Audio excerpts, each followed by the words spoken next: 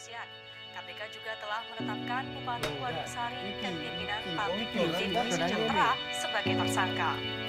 Pada akhirnya semua akan berubah pada waktunya. Orang berubah, waktu berubah, kita berubah. Layaknya pencarian di tengah lautan.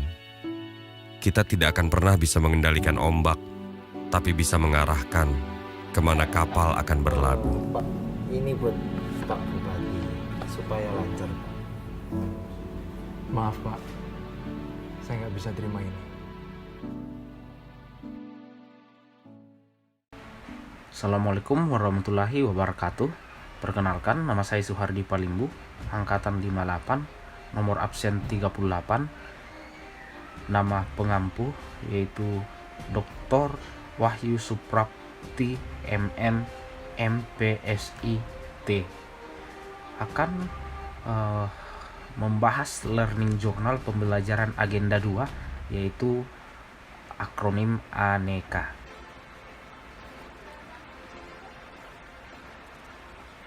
Nah, pada saat pertemuan pertama menggunakan model sinkronus learning oleh Ibu Wahyu, semua peserta Latsar dipersilakan untuk memperkenalkan diri masing-masing, mulai dari jabatan, instansi, dan status dari setiap peserta.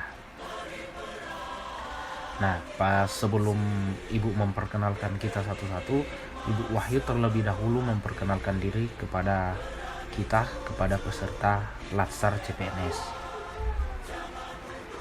Pada agenda 2 ini, peserta Latsar CPNS mempelajari materi tentang nilai dasar ASN, yakni ANEKA. Adapun akronim dalam ANEKA ini sebagai berikut.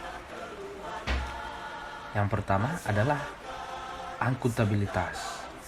Akuntabilitas adalah kewajiban pertanggungjawaban yang harus dicapai. Akuntabilitas merujuk pada kewajiban setiap individu, kelompok atau institusi untuk memenuhi tanggung jawab yang menjadi amanahnya, yaitu menjamin terwujudnya nilai-nilai publik. Yang kedua yaitu nasionalisme. Nasionalisme adalah suatu sikap politik dari masyarakat suatu bangsa yang mempunyai kesamaan kebudayaan dan wilayah serta kesamaan cita-cita dan tujuan, sehingga masyarakat suatu bangsa tersebut merasakan adanya kesetiaan yang mendalam terhadap bangsa itu sendiri. Etika publik.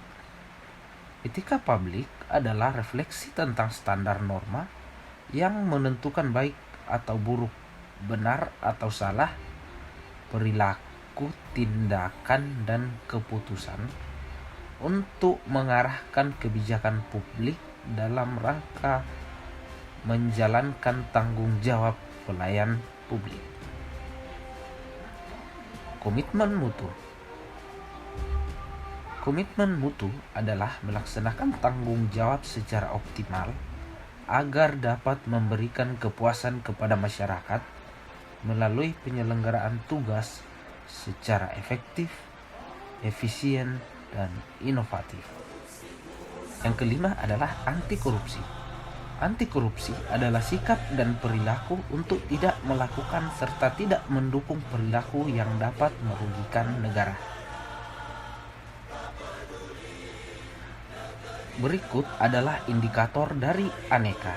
Yang pertama adalah indikator nilai akuntabilitas. Adapun indikator dari akuntabilitas yaitu yang pertama adalah tanggung jawab, yang kedua adalah transparan, yang ketiga adalah integritas, yang keempat adalah jujur, yang kelima adalah keadilan, yang keenam adalah kepercayaan, yang ketujuh adalah keseimbangan, yang kedelapan adalah kejelasan, dan yang kesembilan adalah konsisten. Indikator nasionalisme yang pertama yaitu kepercayaan kepada Tuhan Yang Maha Esa. Yang kedua, mengakui persamaan derajat tanpa membeda-bedakan setiap manusia. Yang ketiga yaitu rela berkorban untuk kepentingan negara dan bangsa. Yang keempat, mengembangkan rasa cinta tanah air dan bangsa dan rasa persatuan.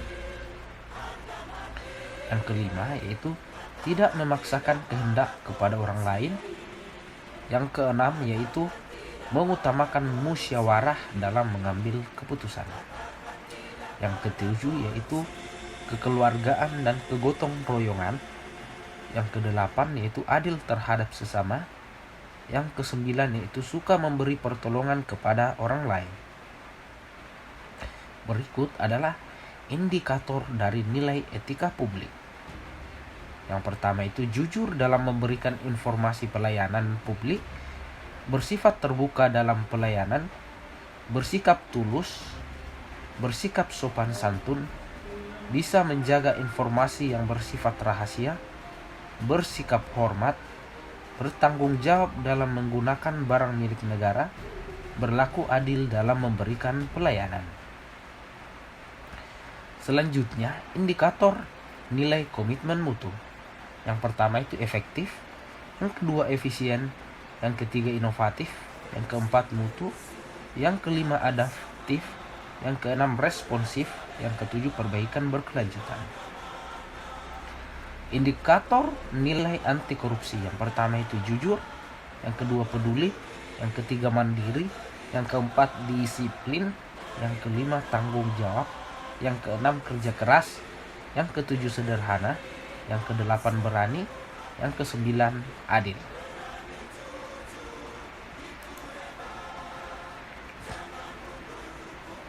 Setelah nilai dasar ASN yakni aneka beserta indikatornya dipaparkan oleh Ibu Wahyu, maka selanjutnya peserta Latsar CPNS Angkatan 58 kelompok 1 diberikan beberapa tugas individu dan tugas kelompok. Tujuan diberikan tugas individu dengan tugas kelompok yaitu agar menjadi lebih efektif, berusaha mencari solusi atas masalah atau tugas yang dihadapinya. Dengan melakukan hal tersebut, peserta Latsar akan menjadi pribadi yang bekerja keras, pantang menyerah, dan kemampuan berpikir dalam mencari jalan keluar atau masalah semakin meningkat. Peserta yang aktif dalam menyelesaikan tugasnya akan berdampak positif kepada kemampuan sebagai seorang PNS atau abdi negara yang profesional. Kemudian, manfaat dari pembagian tugas kelompok adalah untuk memberikan sebuah tim yang efektif agar bisa menyelesaikan tujuan bersama dengan hasil yang memuaskan.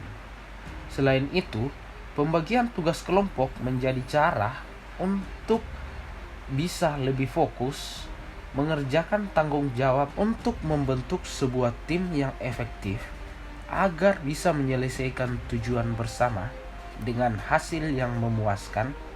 Selain itu, pembagian tugas menjadi cara untuk peserta Latsar CPNS bisa lebih fokus mengerjakan tanggung jawab secara individu kepada kelompok. Mungkin itu yang bisa saya sampaikan. Sekian dan terima kasih.